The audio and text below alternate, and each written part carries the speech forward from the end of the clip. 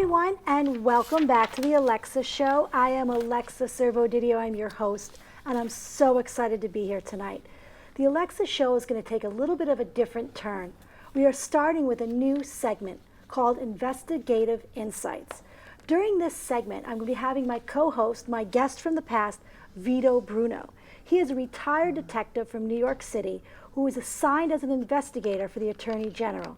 What we're going to be doing is exploring, addressing, reflecting, and breaking down various murder cases, serial killers, and different cases in the media, but also cold cases. Tonight's case is going to be the Gilgo Beach murders. We are so excited because we know it's in the media now and there's so much breaking news with it. So we really had to get Vito into the studio today to really discuss the Gilgo Beach murders. Vito, welcome to the Alexa Show, Investigative Insights. Thank you very much for inviting me back. Of course. You know, we've gotten so much feedback from our past shows on the case that we did with Alec Baldwin that they wanted us to come back and do different episodes on serial killers. So tonight, let's start with the Gilgo Beach murders. Where do we begin? I know it's all coming out, but this case has been in the media, has been around for many years. Yeah, well, those type of things sometimes can't get clear up just like that.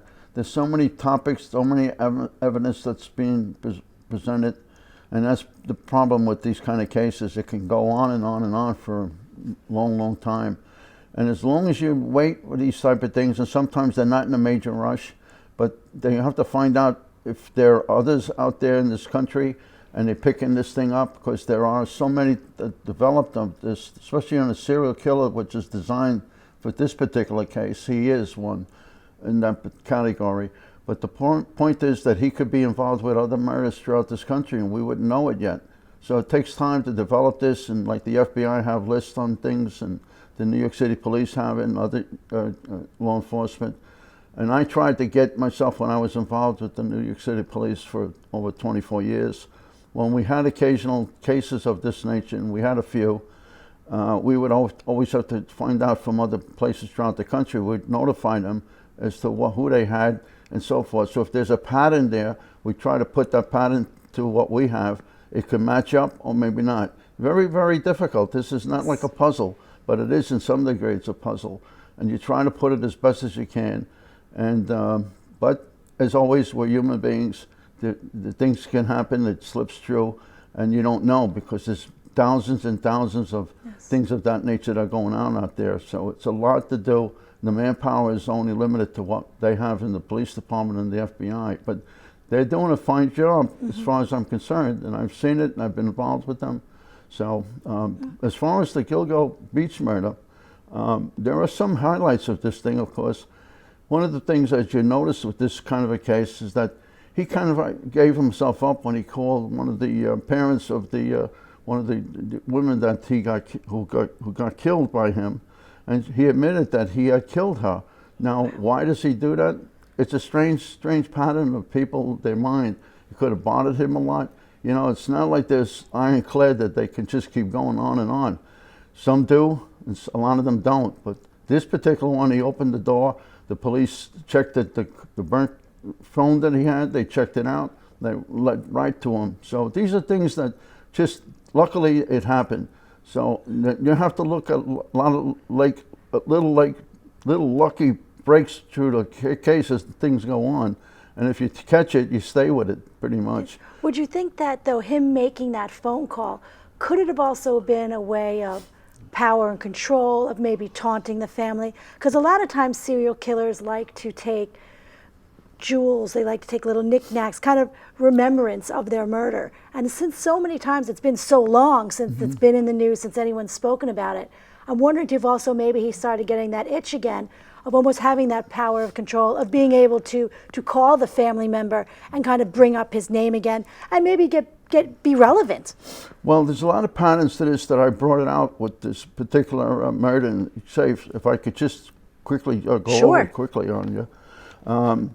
Usually what happens is these kind of murders, they're in a specific area that these individuals try to keep these type of murders in that specific area that they're apparently the knowledge of.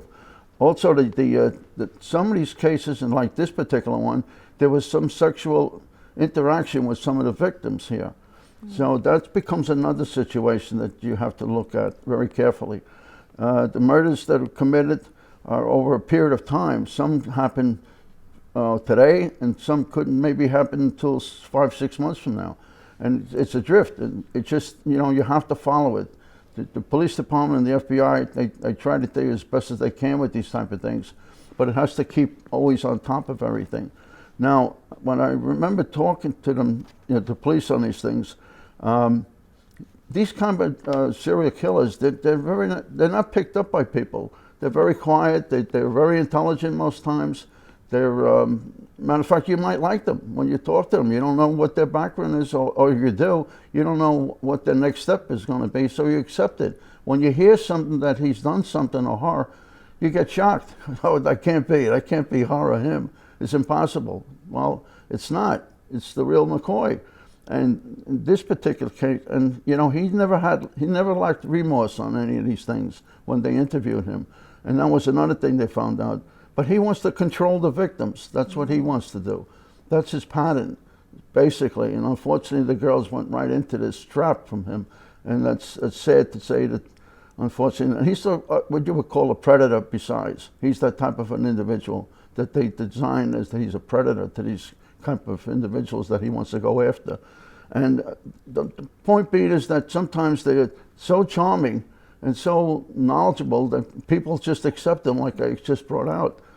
And well, if you think about Ted Bundy, he also worked on the suicide hotline, and he saved many lives at night while he was going out and slaughtering and murdering college kids. So you never know. And I think with Rex, do you believe he started with the prostitutes, or do you think something else happened as the years went by and then he escalated to that type of victim?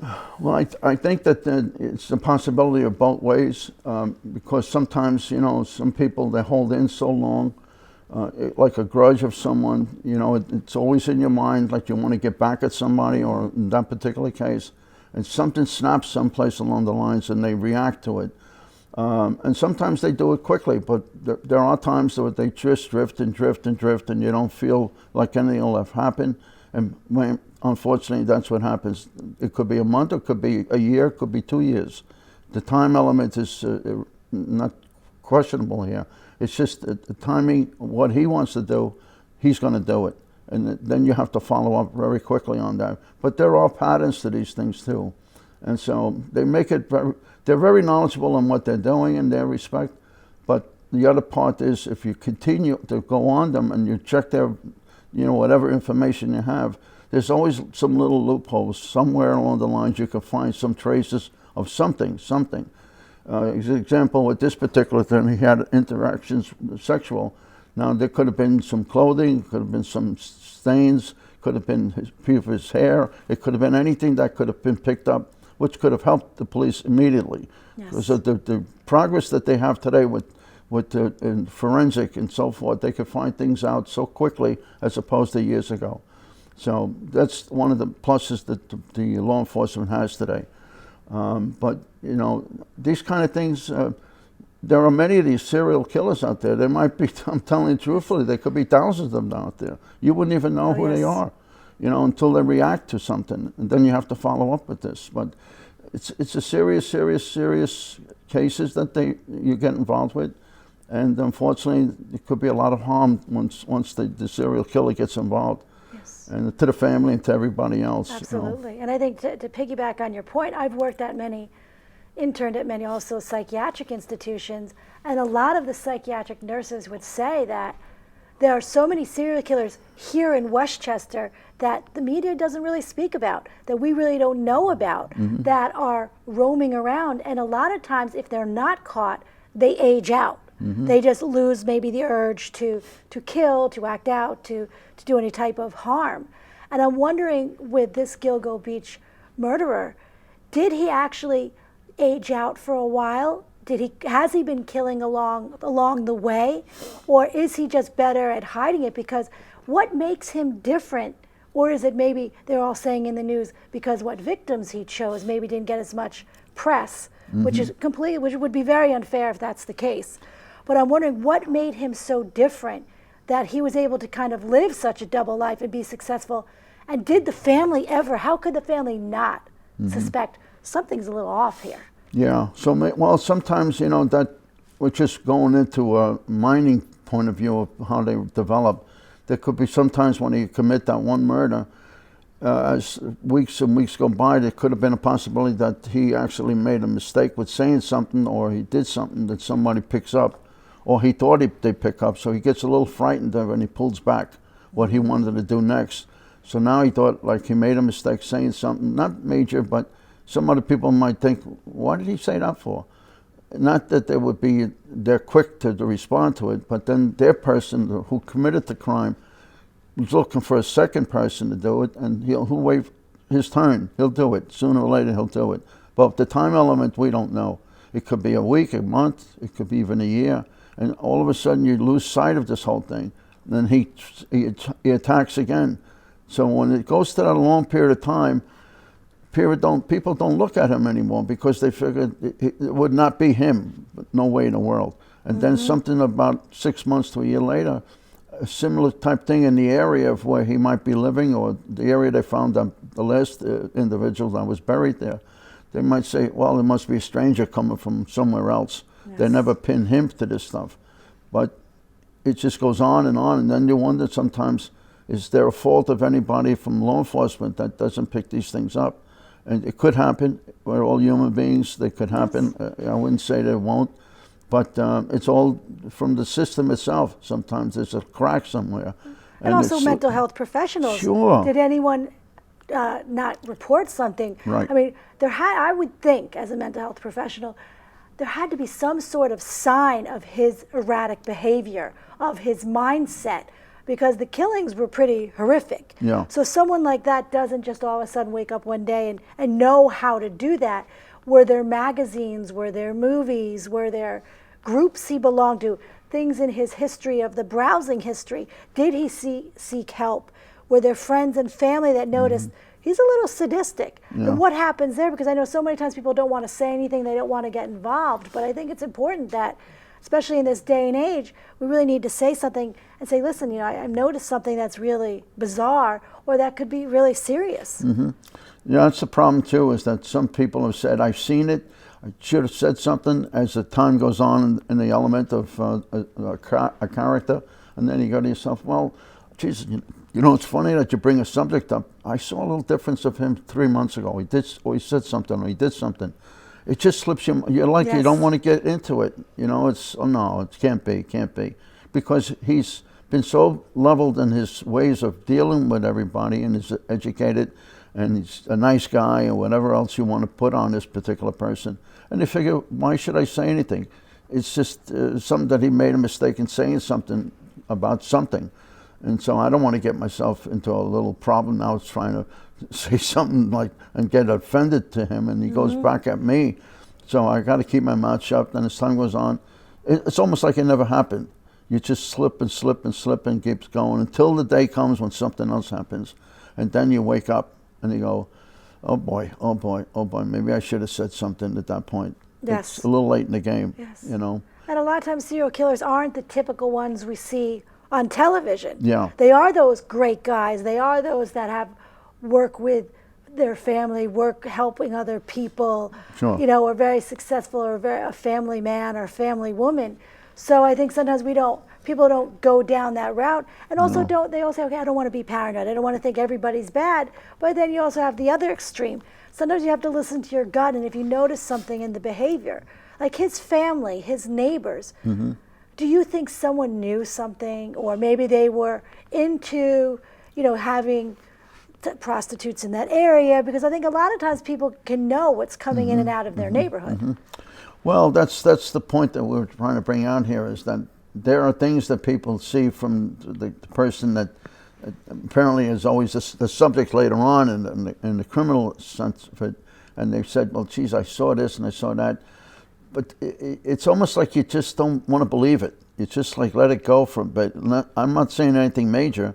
There could be signals here and there, and they go, well. And you know what? They just don't want to get involved. That's the bottom line. You could say it as much as you want, But it's just that later on down the road, if something happened, they would say that. But maybe nothing will ever happen again. This could go on for that one particular murder, and it just keeps going and going and going. And then you're right back to where you all started from. They'll try to catch that person. It must have been somebody that was traveling through the state or something like that, making excuses of what's going on here. But if it happened again, now you're looking at it closely, and then you go, oh boy, there's a relationship to this kind of situation. It's so close to what the first murder was, and then you realize it because you don't know too much until the media throws everything out in the front. Yes. And then you go at it, you know.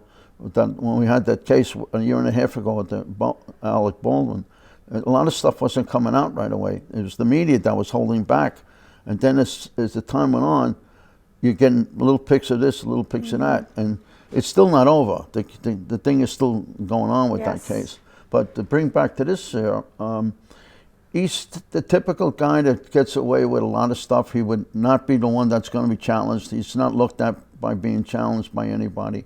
So as far as he's concerned, even if he made a little mistake somewhere in that traveling of that part, he might try to cover it up, and people say, "Oh, it can't be," and they answer themselves out with this thing, and he goes back to his normal life, and sometimes it's such a cosmetic front of being so nice to everybody because it's a cover up for everything else. You don't look at it beyond there, and you really don't know what's underneath the surface, No. and that's also, I think, part of the thrill Yeah. for these serial killers is they're able to come off and have people trust them and want to That's go right. with them That's right. and know that they have the power and control. And speaking about traveling state to state, do you believe they're going to find all over the country, maybe wherever he did different types of business or even vacation if he went on them? Do you feel that there could be a possibility of more victims? Well, the word possibility is there. I would say it's yes, it is. It's just a matter of how whomever, like well, let's go with the law enforcement. When they pick up a case like that, they have the files on it, and they check every so often throughout the country. And when they hear things like that throughout the law enforcement, it goes through their signals of there was a murder here, this happened yesterday, this happened 2 weeks ago. And they're trying to match up some sort of situation that might be equal to what it could have been. As an example, a prostitute that she used to be in New York, and now she's in Oklahoma or Florida. And somehow that was connected to one of the cases he had over here in New York. Now, it doesn't mean something. It could mean, yes, it could be, but it should be checked into, because there could be a little touch to that one, that it could be something that was happening here, and now there was a murder down in Florida or some other state in this country, and it's equal to the way he killed this person, this young lady. So, yeah, it's just a matter of checking these things. It takes time. The manpower is a big problem, too, because you don't have that many people, law enforcement, that are continuously looking at it. But it's very, very, very important. And when I had a couple of cases myself, sitting into a homicide and then interrogating someone, you'd be surprised what you hear from on the interrogation. You feel like you were with him when this thing happened. Almost sometimes they give themselves up in this thing, But it's the only thing, like I said, is family members and everybody. You're so close to someone. You close your eyes with this. Yeah, you don't want to see what you want to see. No, everything is fine. Everything's fine. You go back to going to church on Sunday. You help with the Little League and whatever it is, and you work, the conditions at work, everybody thinks you're the greatest guy in the world. Yeah. And so you have nothing to worry about. You just keep going. Yes, keeping up that front and keeping people believing. Right. So building up to our show today, I've had many viewers sending in questions. So we have a little bit of time left, and I wanted to have you answer one question. Sure, go ahead. Do you think some of the bodies would have ever been found if not for Shannon Gilbert's phone call and disappearance? I would probably say it's unlikely, in my opinion. It would be a very difficult thing to do unless something happened that could bring him into that area of where the body was found, or there could be bodies that have been dug into somewhere, areas that will never be found. There'll still be a hold on. They didn't find the person, or it's that missing person thing. So I wouldn't say that's an easy bout there to find somebody like that. If they're gone so long a period of time, they have to wait till something comes back. Like there was a case in the Washington Heights in the precinct. There was a murder there, and unfortunately, the girl was killed, and they found, this a while ago, up in the parkway, there was a guy walking his dog, and they found a little cooler, a Coca-Cola cooler type thing, and he just checked it, and they found parts of the body in there. Now, I hate to put it that way, but that's what happened here. They would have never found it, the thing, because he was walking his dog in the park, and that's how they found this thing. Came upon it. You're just you're lucky of that type of thing. Other than that, you might scroll the area where they found the person or they were last, and you look and you don't find it, and you just keep searching. It's like the old saying, a needle in the haystack. Yeah, that's right. That's all. That's the case itself. But very difficult to find somebody that's been missing, and some, fortunately, some of them have been buried such a long time that you're never going to find them, unfortunately. So that's life. Well, I have one more question. Do you think the unidentified mother and baby, along with the Asian male, will ever be identified? Well, that's another situation. I would have to say that there's a good chance, because they have the capability today of finding a lot of things out what we have not had years and years and years ago. The forensic stuff has been incredibly improving constantly with everything going on, and they find things out from their sources, and that could be of a benefit to things of that nature. Now, I would say that if it wasn't for the capability that they have today, you probably would never find it, but there's a good chance they could. And especially in the system that they have today, if they apply everything to it, especially when law enforcement, like in New York or anywhere else, if they can't go beyond it, then the FBI comes in. They have much more capabilities of finding things than we have here in New York or anywhere else. So that's where their part comes in. Yes. They're more specific in what they can do. And you just got to hope and pray that they can find out more than anybody else can at that point in time. I hope and pray, for the family's sake, that they're able to. Well, you want to get a closure on this thing. Get the closure. That's the whole thing. It's very, very sad.